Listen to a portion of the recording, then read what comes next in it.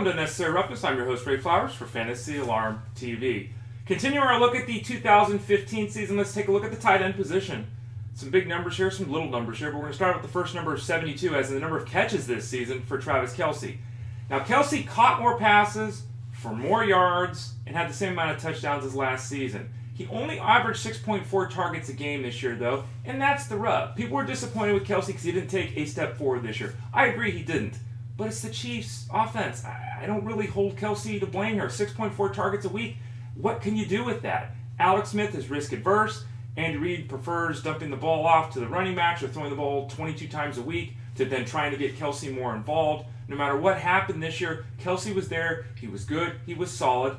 But we've seen that for 2 years now. It's time for the Chiefs to unleash him. Whether they will or not, with Alex Smith under center, remains to be seen. Second number of the day is 74, as in the number of catches that Ben Watson had for the Saints in one of the most out-of-nowhere seasons at the tight end position. We had a bunch of them. Gary Barnidge comes to mind as well. But Ben Watson had 74 catches in 2015. The previous 3 years, he only had 14 more catches.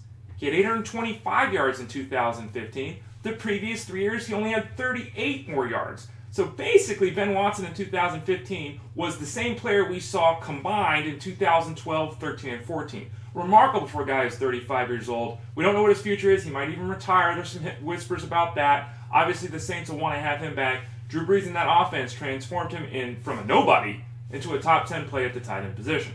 The next number there is 13, as in the number of touchdowns scored by Tyler Eifert in 2015, the most at the position. That's fantastic. That's really great news. But there's a downside with Tyler Eifert. He was hurt yet again, and through 3 seasons with 48 games possible to play, Tyler Eifert's appeared 29 times. It's an average of obviously less than 10 a season.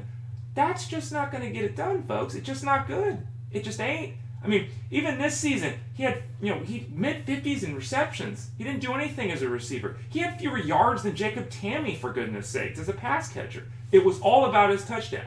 Given his skill set, given his size, that could easily repeat itself next year. But when you're seeing, 4 or 5 catches a week, if you're lucky, you're getting 50 yards a week. Scoring touchdowns week after week becomes a difficult thing. And as I noted, the health, really tough to trust with Tyler Eifert.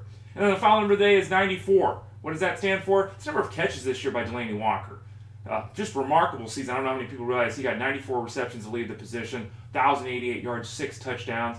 In the second half of the season, he averaged 6.5 receptions and almost 80 yards a game. He really came through.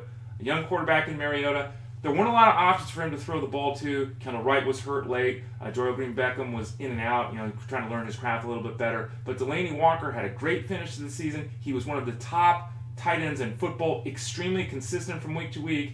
Didn't think I would have been saying that 6 months ago. FantasyAlarm.com is where you want to go for football talk. We're still doing that. Baseball talk as we get ready for the season. And NBA and NHL are obviously up and running. So give us a visit, FantasyAlarm.com, for all your fantasy sports needs.